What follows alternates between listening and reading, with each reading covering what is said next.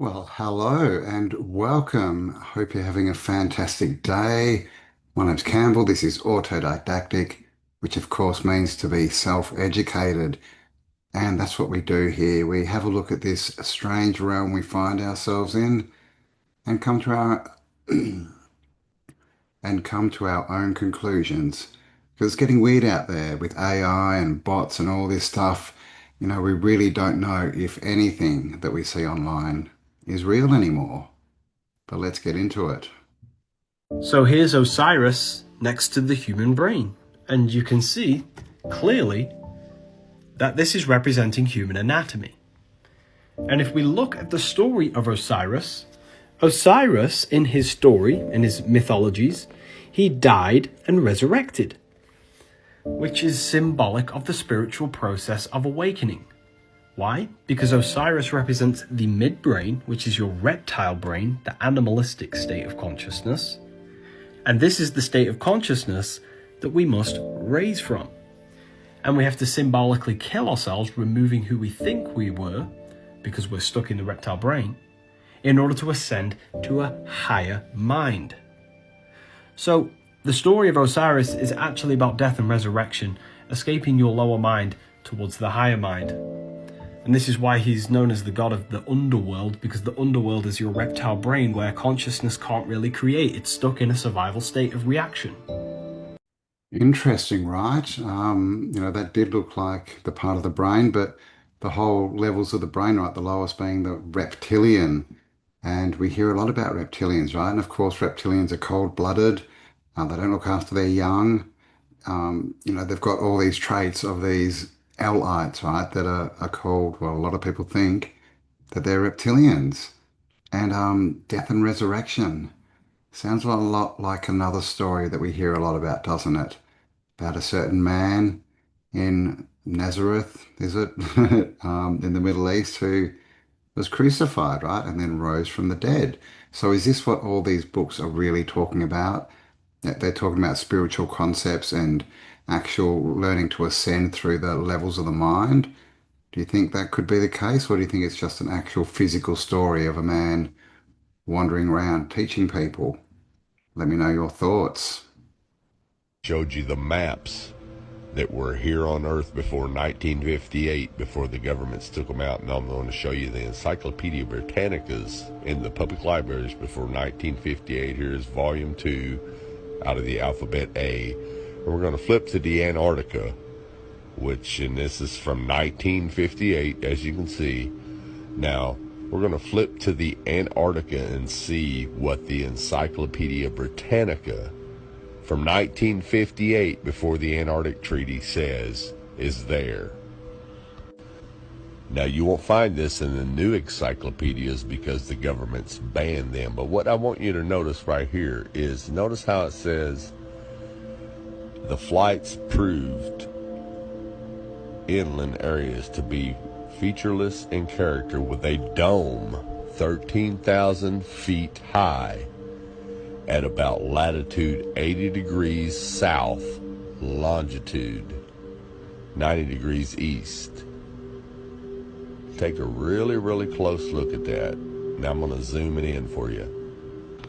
When they returned to New Zealand, these flights proved the inland areas to be featureless in character, with a dome 13,000 feet high at about latitude 80 degrees south, longitude 90 degrees east. Now, if this doesn't make sense to you, let me show you with an image of what a flat earth map would look like. Now, this is what a latitude 80 degrees south would look like on a flat earth map. As you can see, the dome comes down closer to you over the wall, which will be about 13,000 feet. Now, if you go back out into the center of the earth, or up the North Pole, and try to go up to the firmament with a little bit of calculation, it's going to show that it's about 385,500 feet away. It's really simple, folks.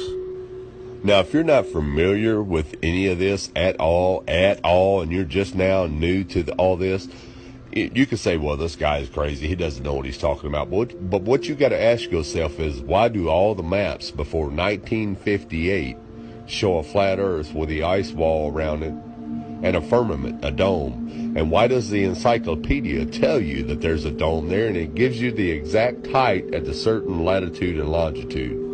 Well, the reason is because in 1958, that's when all governments and all nations of the world signed the UN treaty to ban all civilians from going to the Antarctica. And NASA came in and erased everything, just like they're erasing everything today. Thanks, NASA. Love to erase everything, point us in the wrong direction, get us looking up when everything's probably down or out. But what do you think? The dome, this was in the encyclopedia. Like, do you think there is a dome out there? The firmament?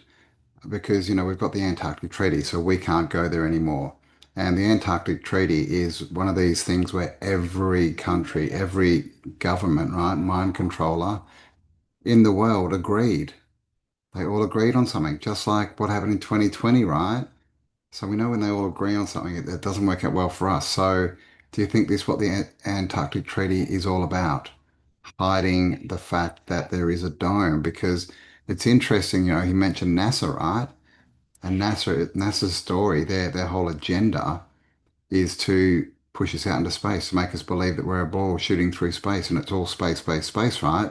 And of course, if there's a dome, then there's no space, at least not space that we can get to. So what do you think's going on here? Do you think that's accurate? Because I mean, like I said, it's in an encyclopedia and you can find it in many books, pre-1950s. Um, but it's very interesting. Please let me know your thoughts in the comments.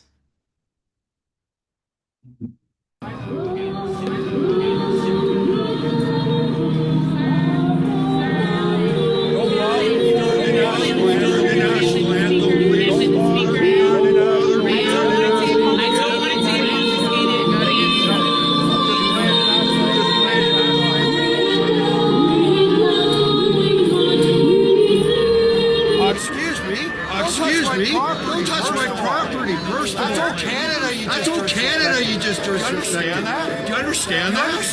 Do you understand what you just did? You disrespected our country. You disrespected our country, ma'am.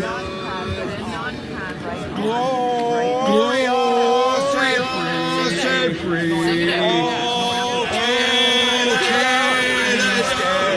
stand on guard.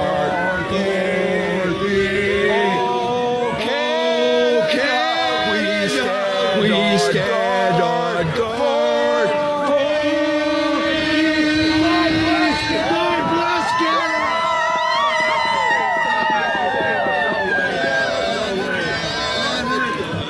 Well, there you go. That's what's going all around the Western countries, right? The white countries. Let's not beat about the bush. We also saw those flags in the background, right? Who are allowed to do exactly what they want. The police weren't hassling them, or the security. I'm not sure that. I think the first lady was police, and it looks like this lady we saw at the end was security. But this is what's going on. I mean, how much money or how many threats do you think it would take to make you turn against your own people and your own country? Like these people carrying out these acts are just spineless, right?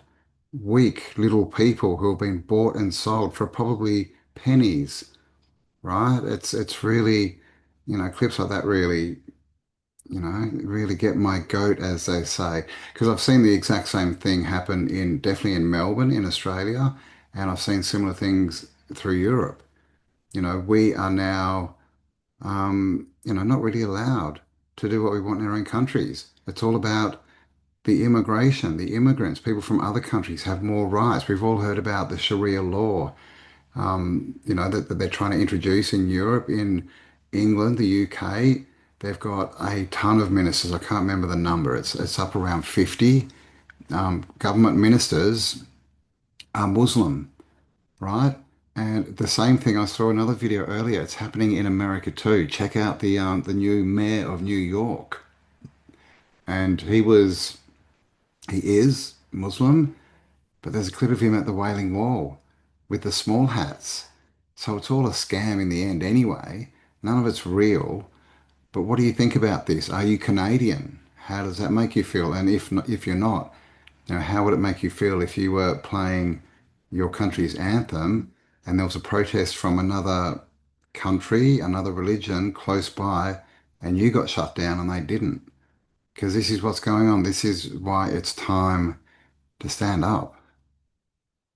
For the history books in the future. Are you excited to be in the history books in the future? How do you feel about that? How do you feel in the future that they're going to talk about 2025 and that your kids are going to come home and your grandkids and ask you, Daddy, what did you do in 2025? How do you feel about the answer that you're going to give them? Have you considered quitting your job recently? Has it crossed your mind? Have you thought about alternative careers that you could do? Or do you feel that this is okay? Do you not feel that you're being used by your government? You're a pawn in the system? Because we're fighting for your rights as well, you know that. You're underpaid, overworked, underappreciated, and now they've got you arresting old grandmothers, old grandfathers, medics, priests, community leaders, students. Is that what you signed up for, sir? Is it? You can be honest. Is it what you signed up for? Because I know it wasn't. You wanted to serve and protect. You wanted to help the community. You wanted to do the right thing. You wanted to catch bad guys, yeah? I know you did. I know you did, because I help the community too. I get it. But this is not helping the community. You're hurting us.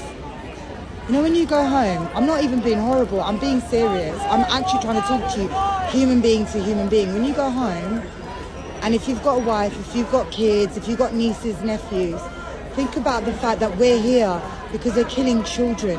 I used to work as a teacher. Kids are the most precious thing in the world. Your job is to protect kids. And now you're arresting people that want to protect children from being killed. It's not too late to change your job. It's not too late to quit. It's not too late to join a union. You've come all the way from Wales for this shit. Seriously. Is that why they sent you to London for this? They sent you to London for this. I bet when you normally come, you come with your family to do the tourist sites. And they've sent you to arrest people that look like your grandma and your grandpa. Does it hurt? Because I know it does. I can see it in your eyes, sir. I can actually see it in your eyes. You can do the right thing. Quit your job. You can. Well, there you go. In my opinion, if you are a cop, or that's what we call them in Australia, a policy officer, you're working for the other team. You're against us, right? Because you're being told what to do, and you're just towing the line, right? You're not standing up. You know, unless you are standing up and jumping up and down, which none of these cops are, right? And they can't. They have to leave the force, which they should do en masse. You know, if they want to, you know, have any kind of standing anywhere. I mean, police should be ignored, like totally. What went on in 2020 was absolutely worse than disgusting, you know, and we saw it in Melbourne. Again, Melbourne was a hotspot for 2020, and they were throwing grandmothers to the ground. I think the grandmother in the red, you know, jacket that we saw being thrown to the ground, she actually died later. They were picking on women. There was another woman who was pregnant. They ripped her out of her. I mean, it was absolutely not human, right? And I call these people systemites, right? They're for the system. They're from the system, and they're controlled by the Lites, right? So what do you think about cops? Do you know any? Are you a police officer, a policy officer? Because that's all they are now. They just enforce policy and drive around and steal money from people. They actually have quotas of how much money they have to go and steal every week, right? It's absolutely disgusting. It's got nothing to do with serve and protect anymore. You know, clips like that just, you know, yeah, I don't like seeing it. I don't like seeing weak people who have sold their souls, because we talk about, you know, the music industry and the acting industry and people selling their souls. Man, if you're a police officer and you're towing the line, you've done the exact same thing. You are now working for the enemy and you are against humanity. But let me know your thoughts below. Do y'all really believe that the elite didn't know that this great awakening was going to happen? for centuries, they've literally studied human consciousness, astrology, human behavior, how we respond to things, and cycles that the human race goes through. They knew the shift was coming, and they prepared for it. They gave us endless entertainment. There's all sorts of social media traps. It's just a pit of things that keep us asleep. But no matter how much they prepared, there's no stopping what's already written. And I've never been more excited to be awake and alive and a part of something so much bigger than each one of us individually. It feels good. If you're watching this video, you're probably part of it. And I love you very much. Have a great day. Yes, and I love you too. And thank you for spending some time with me today. If you do like this video, please do give me a like. Let's see if we can get to 1,200 likes on this video. Subscribe, of course, if you haven't already, and leave me your thoughts, leave me a comment. But what do you think about this? I mean, I think it's pretty obvious at this point that the Ellites, they do study, history and astrology and psychology and all these things in order to get to understand us better so that they can control us more. But I also believe what he said. I think they know what's coming and they can't stop it. They've got a few people on board, like the policy officers and other such sellouts to humanity, but they're not going to win. They cannot win, right? This is a cycle. We're going into a positively charged cycle, which means the people in charge will be positive. We're coming out of a negative charge cycle. So the ones in charge are the negatives, right? So they can't stop this, in my opinion. But please let me know, what do you think? Do you think that things are going to get better, or do you think that they're going to go into this dystopian 5-minute, 15-minute city that they keep putting out there, all the fear and all this kind of stuff? Let me know your thoughts. And Baron James, who was head of the Paris branch and the youngest of the 5 sons of our Emperor Rothschild, gave an astonishingly uninhibited description of the 19th century Rothschild policy of keeping it in the family. I'll quote to you from what he wrote and make you smile. In our family, we've always tried to keep love in the family. In this sense, it was more or less understood since childhood that children would never think of marrying outside the family, so that our fortune would never leave it. You couldn't write that today. Why were they laughing? What was funny about that? That was, of course, Jacob Rothschild of the family, of the children of Roth, right? Children of Ra, maybe. The banking dynasty who basically rule the world through finance. And I'm sure that they're not the top of the pyramid, but they are definitely the top in what we're allowed to see. Intermarrying and thinking it's a joke like that. And this is what we know that these Allites do, right? We know that they're all doing this all the time, intermarrying, marrying their cousins. God knows what they're doing. And he said, that the excuse they give is that it's all to keep the money in the family. I would suggest that it's probably more to keep their bloodline pure, right? Like as far as not let any other DNA in there. But I mean, who else who would want to be part of that creepy DNA family, right? And also, Mr. Burns from The Simpsons was modeled off that guy, Jacob Rothschild. And did anyone see his head? He's got a cone head, which is interesting. I might have to dig deeper on that. The cone head phenomenon, and we have these skulls everywhere. And the other thing I just want to mention is his voice. What's going on with his voice? I mean, I personally don't believe that these people are of the same genetic makeup that we are. Let's just put it that way. But let me know your thoughts. And also, I just want to mention, if my color's a little bit off today, it's not as bright as normal. Sorry, but it's because I'm actually house sitting. I'm not in my office, or my bedroom. What do I call that? A boffice. But yeah, so sorry about that. But yeah, let me know your thoughts on those children of Roth.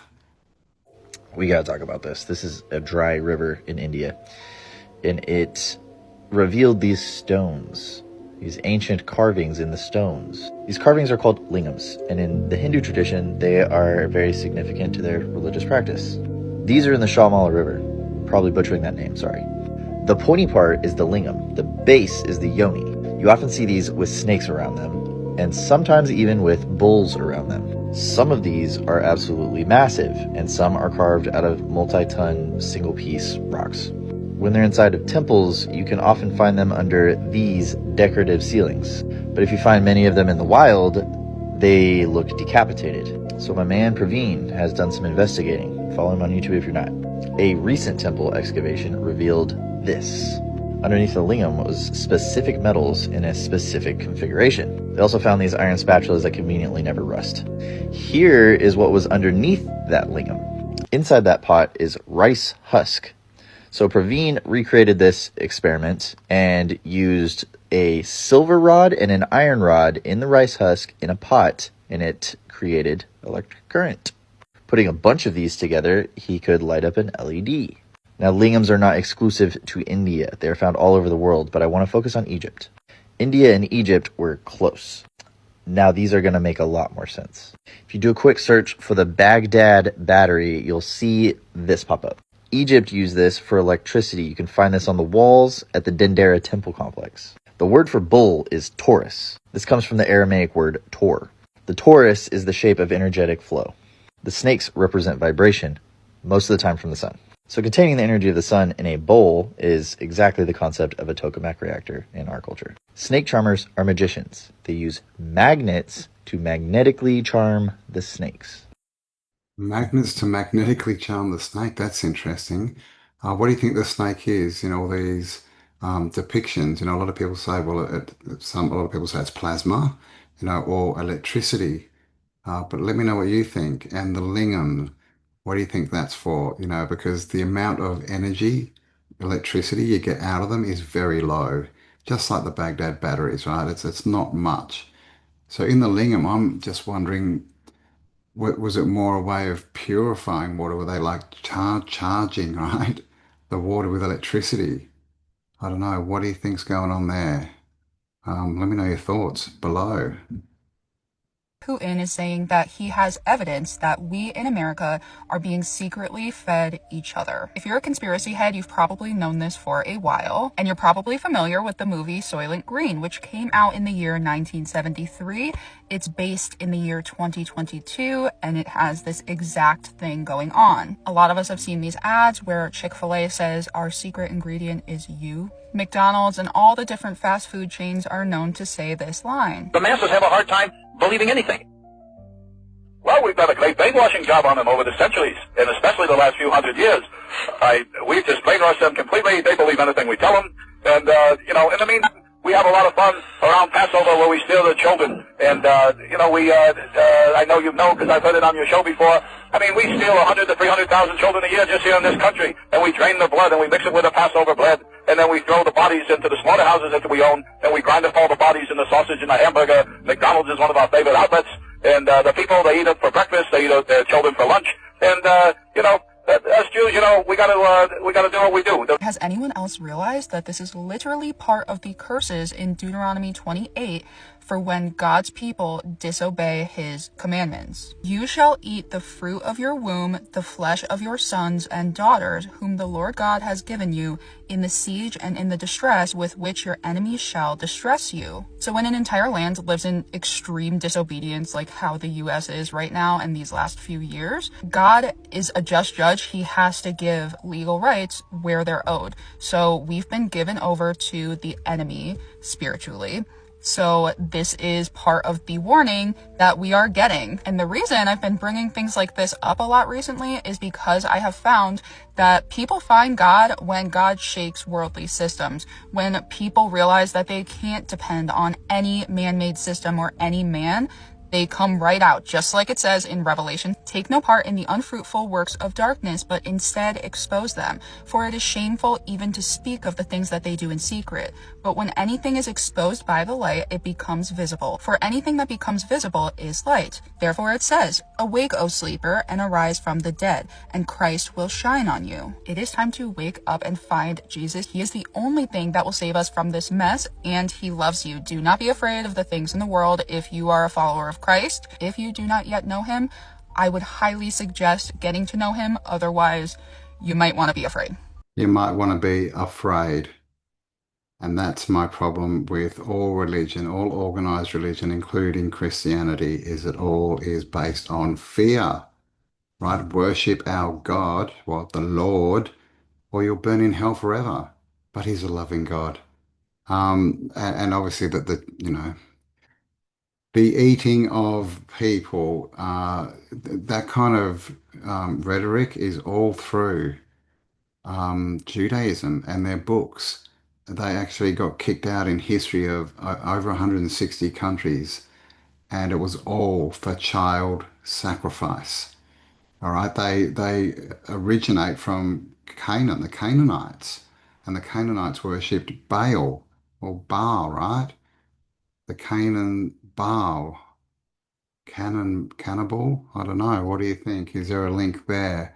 But we've heard what's going on within the circles of the Allites, and we know who rule them. We saw Jacob Rothschilds before. He's definitely one of them. To get in the club and to get success and fame and wealth, you have to go and bow to them, go and kiss their wall, right?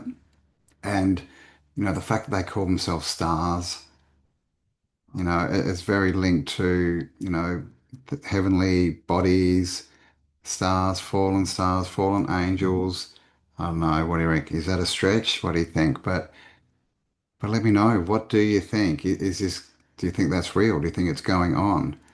And if so, what do we do about it? Do we just pray and meet Jesus or learn to know Jesus or whatever? Because to me, Jesus, I don't know if he existed or not, but he was the Christ. Christ is the chrism, right? The chrism oil. Christ actually means the anointed one, anointed with the chrism oil, and that's what the 33, vertebrae, 33 degrees maybe were, and I think that that's been flipped, the 33 degrees. But of course, Jesus died at 33 as well. So it's the chrism, is the Christ, right? The third eye, the oil that makes you ascend in your mind. But let me know your thoughts.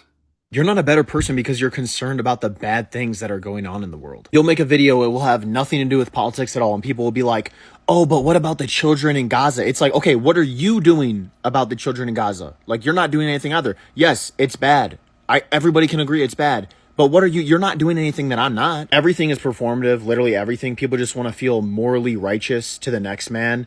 And it's driving me nuts. Just thinking about something doesn't change anything. It's the actions that actually matter in life. Yes, I agree. Do you? And I've talked about this many times. Whatever's happening in the world out there, for one, we can't prove that it's real. Like we've caught the media out lying and faking video footage so many times that we don't know if it's real. But if it's out there and it's not happening to you, it's not part of your experience. And I'm not saying that this stuff isn't bad. It is. But unless you're going to get out and do something about it, then it shouldn't be in your mind because all it's going to do is affect you in a negative way. It's going to make you feel bad. It's going to make you think the world's a bad place. It's going to make you feel helpless. Could send you into depression, all these types of things because you're focusing on things that you cannot affect, right? If you want to affect someone, go and find a mirror because that's the only person you can change. If the world needs to change for your life to change, then you've got to go out and change everyone on earth, which is impossible. But changing yourself is possible. So I totally agree.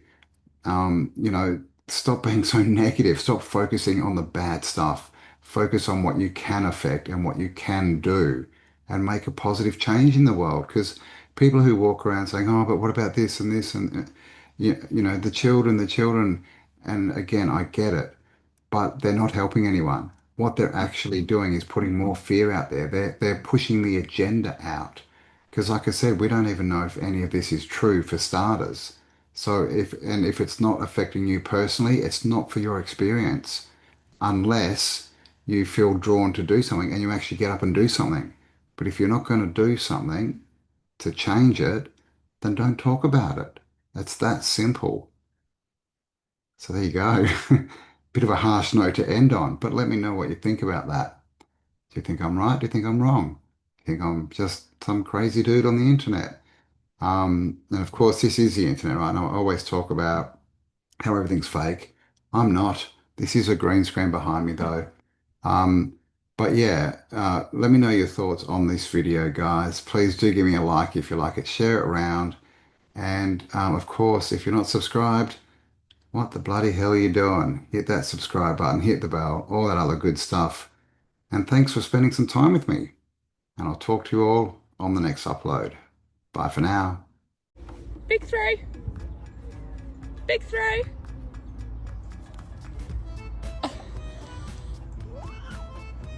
Where's it gone?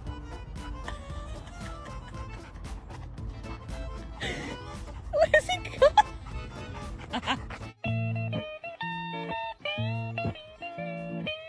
You're...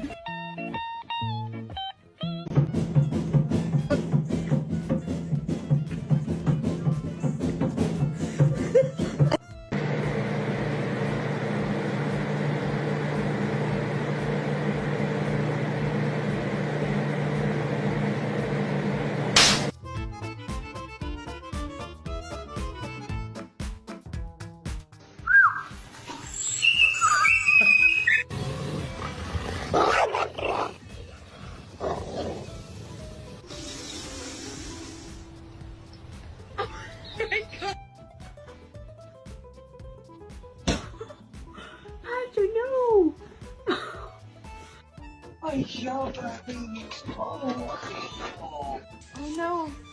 Oh The person I connected to the most is Aisha.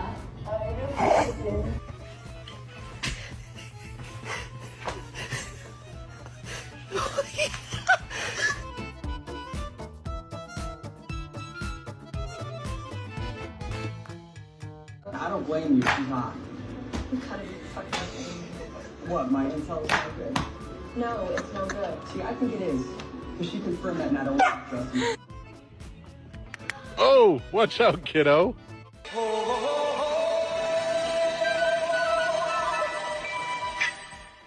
Everybody was cold. Oh, it's a chicken. Okay.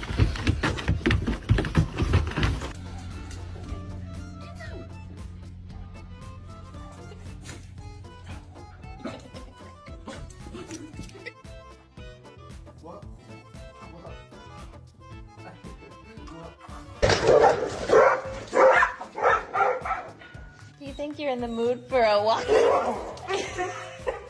Are you in mood for a walk?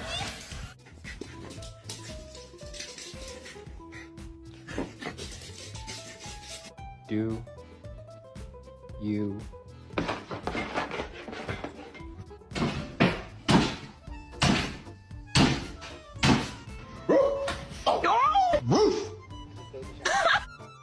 Oh.